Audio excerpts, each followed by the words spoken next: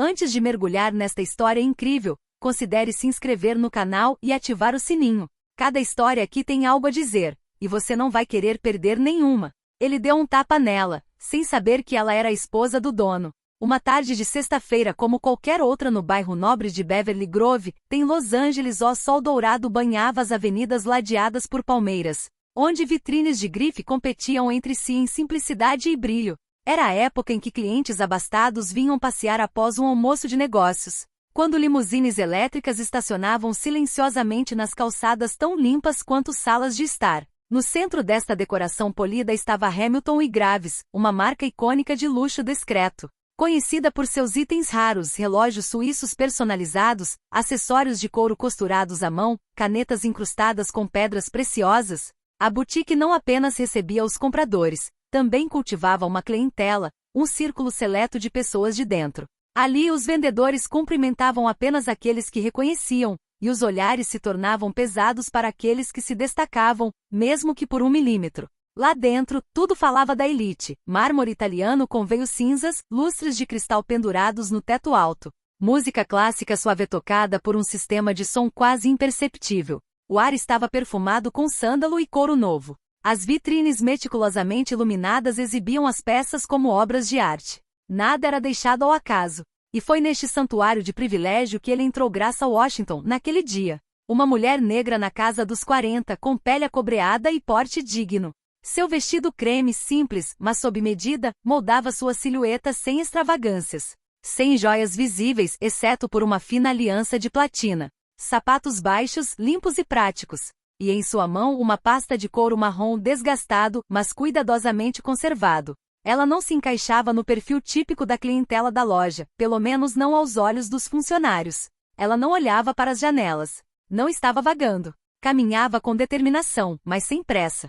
Seu olhar percorria o cômodo calmamente. Havia algo em seu andar, aquela contenção em sua postura, aquela segurança silenciosa, que deveria bastar para indicar que ela não era uma estranha, que ela não era uma intrusa. Mas neste espaço onde o status era lido no corte de um blazer ou no logotipo de uma bolsa, sua descrição foi percebida como uma anomalia. No canto da loja, Brian Carter, o segurança de plantão, já a havia avistado. Ex-militar que se tornou segurança particular, Brian era um homem de ombros largos, na casa dos 50 anos, com olhar frio. Sua camisa azul marinho estava impecável, seu distintivo claramente visível. Ele permanecia rígido, com os braços cruzados, como se estivesse guardando um perímetro a ser defendido. Ao ver Grace, ergueu ligeiramente o queixo. Franziu a testa. Ela não se parecia com os clientes que ele via todos os dias. Muito simples. Muito calma. E acima de tudo, ele nunca tinha visto antes. Ele observou por alguns segundos. Então, olhou para os vendedores, como se quisesse verificar se estavam prestes a intervir, mas nenhum parecia disposto a se aproximar. Então, ele mesmo fez isso. Um passo. Depois outro. Lento, controlado, mas carregado de uma tensão palpável. Ele não tirava os olhos dela. Para ele, esse tipo de vigilância fazia parte do trabalho. Identificar o que está fora da norma, prevenir incidentes, manter o luxo seguro. Mas ele ainda não sabia que estava prestes a cruzar a linha. Chegando a 2 passos dela, ele ficou na sua frente imponente. "Posso ajudá-la, senhora?" perguntou o segurança com a voz monótona, mas o olhar revelando uma desconfiança instintiva. O tom, mais do que uma mera formalidade, tinha aquela frieza que se reserva para aqueles que já consideramos fora do seu lugar. Graça olhou para ele calmamente sem perder a compostura. Seu rosto permaneceu impassível, sua voz suave, mas segura. "Não, obrigado. Estou sendo esperado." Brian ergueu uma sobrancelha levemente. A resposta não era incomum, mas naquele contexto, uma mulher negra e estranha, sem nenhum sinal aparente de riqueza, e foi o suficiente para despertar suas suspeitas. Ele a olhou brevemente, como se quisesse forçá-la a dizer mais alguma coisa. "O por quem?" "Insista Teiu. Pelo meu marido. Ele já está lá dentro, nos escritórios." Ele estreitou os olhos, como se procurasse uma mentira nas palavras dela.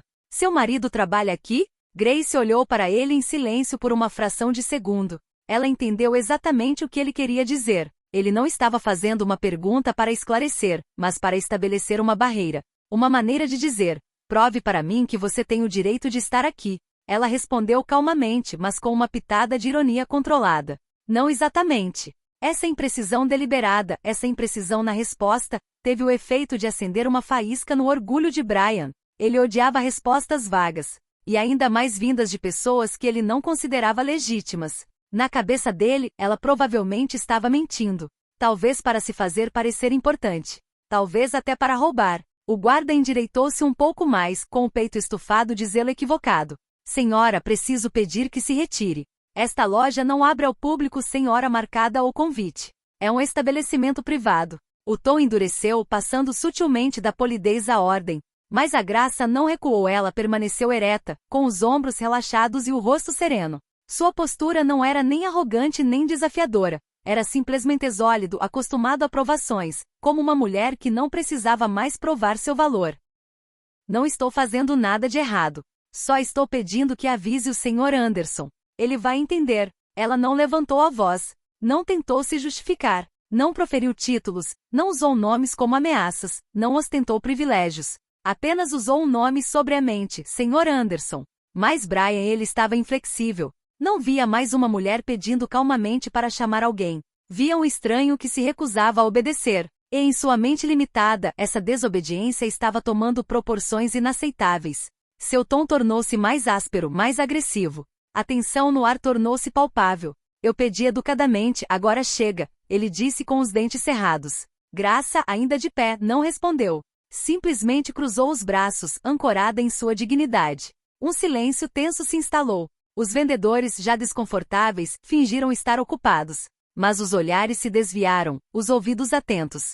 2 clientes elegantes, no fundo da sala, suspendeu a conversa. A vendedora loira, visivelmente estressada, deu 2 passos para trás, seu olhar alternando entre Grace e o segurança. A voz de Brian, dessa vez, estalou. E saia. Agora. Antes que eu mesma te leve para lá. Ele se inclinou em sua direção, ameaçador. Sua respiração estava curta. Seu maxilar estava cerrado. Sua autoridade vacilava, e ele sentia que aquela mulher, sem levantar a voz, sem sequer se mover, escapou dele. Mas Graça não tremeu. Seu olhar, calmo mas profundo, fixou-se no guarda. Sua voz, calma, ressoava com um poder silencioso. Eu aconselho você a não encostar a mão em mim. Havia uma hesitação no ar, um momento de possível recuo. Mas Brian já estava longe demais, orgulhoso demais, teimoso demais para voltar atrás. Num acesso de raiva ou humilhação pessoal disfarçada de autoridade, ele levantou a mão abruptamente. E em uma explosão de puro espanto, a gifla. Um estrondo agudo, quase surreal, percorreu a loja, quebrando a calma luxuosa como uma janela estilhaçada. O corpo de Grace girou ligeiramente com o impacto, seus cabelos voando brevemente para o lado. Um sopro gelado soprou pela sala. O olhar de todos congelou. O tempo pareceu parar. A vendedora loira levou a mão à boca com os olhos arregalados. Um dos clientes exclamou em voz baixa: que diabos está acontecendo? Mas Graça, ela não vacilou. Permaneceu de pé. Sua bochecha latejava. Uma dor aguda e ardente pulsava contra sua pele. Mas seu olhar não vacilou. Ela respirou fundo, lutando contra o choque, as lágrimas que ameaçavam brotar, não de dor, mas de raiva, de injustiça, de lembrança. Ela ergueu o rosto lentamente. Seu olhar endurecera. Silencioso. Inabalável. Então, sem dizer uma palavra, ela calmamente abriu a bolsa e tirou o celular. Seus dedos mal tremiam. Ela apertou um contato favorito. A linha tocou. Ela colocou o telefone no ouvido e disse simplesmente num sussurro quase gelado: ligue para o Charles. O segurança a encarou sem saber o que fazer. Ele ainda achava que estava em vantagem. Ele ainda achava que estava certo. Mas o equilíbrio já havia mudado. Porque por trás desse primeiro nome, por trás dessa voz contida, estava escondido uma tempestade que ele nunca teria previsto. Poucos minutos depois, enquanto o saguão da loja ainda estava congelado em um silêncio pesado, ou grandes portas de vidro se abriram de repente, deixando entrar uma lufada de ar quente vinda do boulevard. Um carro preto, um Bentley Continental Flying Spur, parou bruscamente do lado de fora da entrada. A porta traseira se abriu e imediatamente um homem desceu confiantemente, seu passo vivo, preciso, controlado como uma lâmina. Ele era preto, alto, ereto como um oficial de cerimônia na casa dos 40. Seu terno azul meia-noite de 3 peças era milimetricamente cortado. Um relógio Patek Philippe sobressaía sutilmente da manga. Seus sapatos, impecavelmente engraxados, não faziam barulho no mármore. Mas não era nem seu terno nem seu relógio que comandavam o silêncio na loja. Era sua presença. Magnético. Autoritário. Inquestionável. Carlos Anderson, fundador e CEO da Anderson Holdings, tinha acabado de entrar. Alguns vendedores o reconheceram imediatamente. Um deles, que antes hesitara em intervir na discussão, empalideceu instantaneamente. Um assistente executivo deu um passo para trás, visivelmente à beira do pânico. Charles não diminuiu o passo. Seus olhos escuros perscrutaram o ambiente com uma intensidade aguçada. Então ele viu Graça de pé, ainda digno, apesar da vermelhidão acentuada em sua bochecha. Seu rosto congelou. Ah, meu Deus, Grace! O que aconteceu? Ele atravessou a sala e parou diante dela, com as mãos estendidas como se quisesse tocá-la sem machucá-la. Mas ela não disse nada. Não chorou. Não tremeu. Apenas olhou para ele, e naquele olhar ele leu dor, mas também imenso controle, uma tempestade contida. Então, sem uma palavra, ela indicado com um leve aceno de cabeça ao homem ainda parado atrás dela. A polícia. Charles girou lentamente. Ele agora estava olhando Brian Carter, que se enrijecera como uma estátua. A confiança que sentira alguns minutos antes havia evaporado, substituída por uma tensão gélida. O olhar de Charles era tão afiado quanto um bisturi. Qual o seu nome? Sua voz não era estridente nem teatral. Era baixa, grave e ainda mais formidável por isso. Brian engoliu em seco, surpreso com a rapidez da cena, e respondeu: Brian Carter, senhor. Eu só estou reforçando as regras de segurança. Charles nem piscou. As regras de segurança? Ele avançou com passos lentos, quase solenes. Falava suavemente, mas cada palavra era um tapa frio. Você colocou as mãos em mim, minha esposa. E murmúrio espalhou-se pela loja como uma onda de choque silenciosa. Os vendedores que antes mantinham distância começaram a se aproximar, atraídos pelo tom do CEO, como espectadores flagrados no ato de uma verdade ser revelada. A atmosfera havia se tornado pesado, quase sufocante. Todos sentiram que não se tratava mais de uma simples altercação. Era um momento de verdade social, uma lágrima nas paredes lisas do luxo. Charles Anderson deu um passo à frente, virou-se para Brian e disse com uma voz firme, mas gélida: Você acabou de dar um tapa em Grace Anderson. Minha esposa de 12 anos. Ele ficou em silêncio. Depois acrescentou com precisão cirúrgica: Ela também é vice-presidente do conselho fiscal deste grupo. Este grupo que é dono desta loja e todas as pessoas aqui presentes devem respeito a eles, tanto quanto eles a mim. O rosto de Brian Carter literalmente desmoronou. Ele deu meio passo para trás sem perceber. Seu olhar passou de Charles para Grace, depois para as câmeras de segurança, depois para os vendedores que o encaravam com uma mistura de choque e desgosto. Eu não sabia. Ela não disse. Eu não tinha como. Mas Charles o interrompeu bruscamente. Ele não levantou a voz, e ainda assim sua voz dominava tudo. Ela não tem sem obrigação para lhe dizer quem ela é, nenhuma. Ele fez uma pausa, deixando que o peso de suas palavras o dominasse. Ela não precisa justificar sua presença. Não aqui. Não é um prédio que me pertence. Você entende o que isso significa, Sr. Carter? Brian tentou abrir a boca, mas nenhuma palavra saiu. Seu uniforme, que lhe dera uma aparência de autoridade minutos antes, agora parecia grande demais para ele, quase ridículo. Neste momento, o gerente de loja, um homem magro de terno bege, entrou correndo, claramente alertado pela comoção. Seu rosto estava lívido e seus olhos arregalados ao ver Charles e Grace parados ali, com o segurança parado por perto. Ele se aproximou com visível nervosismo. Sr. Anderson, desculpe, não fui informado de... Charles levantou a mão. Calmo. Afiado. E agora não. Não quero desculpas nem justificativas. Ele olhou diretamente nos olhos do diretor. Eu quero que ele seja criador imediatamente suas funções. Ele não deve mais ter acesso a nenhum estabelecimento do nosso grupo. Nem hoje, nem amanhã. Nem nunca. O diretor assentiu, sua respiração ficando curta. Sim, senhor. Será feito. Charles continuou sem desviar o olhar. E eu quero o memorando oficial ser enviado para todas as nossas marcas, em todos os estados. Nenhum funcionário está autorizado a tocar em um cliente sob nenhuma circunstância. E especialmente não em um membro da minha família. Seguiu-se um silêncio respeitoso. A ordem foi clara. Final. Sem apelação. 2 agentes de segurança da sede, vestidos de preto, chegaram ao mesmo tempo, liderados por um assistente em pânico. Um deles se aproximou de Brian e colocou a mão em seu braço. Por favor, siga-nos. Brian não resistiu. Não disse nada. Nem ousou olhar ao redor. Ele sabia. Sentia que tudo estava acabado. Sua carreira. Sua fachada de autoridade. Tudo. As câmeras de segurança haviam flagrado tudo. E alguns clientes também. Ele foi escoltado para fora. Sem uma palavra. Um cliente sussurrou. Ele achava que ela não era ninguém. E ainda assim, ela era a espinha dorsal do império que ele alegava proteger. Na manhã seguinte, o mundo digital acordou com um novo vídeo viral. Não veio de uma celebridade ou de um escândalo político, mas de um simples cliente da loja. Hamilton e Graves. Testemunha direta do que ele tinha visto como uma injustiça vergonhosa seguida de uma reviravolta espetacular. No vídeo borrado mas comovente, ouvimos primeiro vozes tensas. Depois, um som claro, o tapa.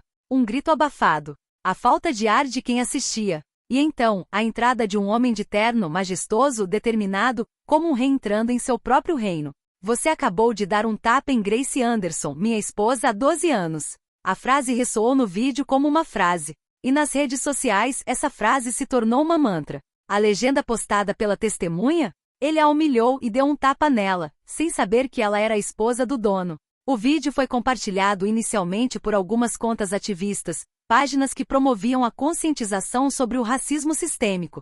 Depois foi divulgado por celebridades, jornalistas, influenciadores. Menos de 6 horas, ela superou 3 milhões de visualizações. O rosto de Graça, digna apesar do tapa, chegou à primeira página de muitos relatos. O de Carlos Anderson, impassível e implacável, foi comparada a uma imagem de rara justiça, um homem negro poderoso que age com calma, autoridade e classe. As reações estavam chegando de todos os lados. Diamante laranja pequeno, mais uma prova de que a discriminação racial existe, mesmo nos lugares mais exclusivos. Diamante laranja pequeno, ela não usava nenhuma marca de luxo, então acharam que ela não era ninguém.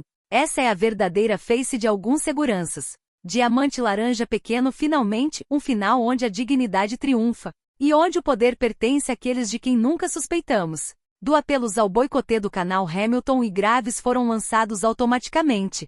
Mas muito rapidamente, os internautas corrigiram o erro. A loja pertence ao marido da mulher que foi agredida. Ele já demitiu o segurança e ordenou um memorando nacional. Isso é o que se chama de capacidade de resposta. O conglomerado Anderson Holdings emitiu uma declaração oficial ao meio-dia, assinada pelo próprio Charles Anderson. Condenamos veementemente qualquer comportamento discriminatório em nossas lojas. Nenhum uniforme, nenhum crachá justifica a violência. Nossas lojas são locais de serviço, não de julgamento. A partir de hoje, uma nova política de treinamento será implementada para garantir que a dignidade de cada pessoa seja respeitada, independentemente de sua aparência. A grande mídia divulgou a história. CNN, MSNBC, NPR, O Mundo África, França 24, todos dedicaram um segmento ao escândalo que se tornou um símbolo. Os aparelhos de televisão foram longamente debatidos. Se até a esposa do dono leva um tapa na própria loja, o que acontece com os outros? Este caso é uma parábola moderna. Uma lição sobre percepção social, preconceito silencioso e poder invisível. E no centro de tudo isso, Graça Anderson recusou-se a dar entrevistas. Recusou todos os convites. Não buscou vingança nem glória. Ela deixa as imagens falarem. Ela deixa o mundo ver. E por uma vez, o mundo ouviu. Porque no fundo não era só uma história de tapa. Era a história de uma sociedade que julga primeiro e às vezes, aprende tarde demais. Em quem ela acabou de dar um tapa.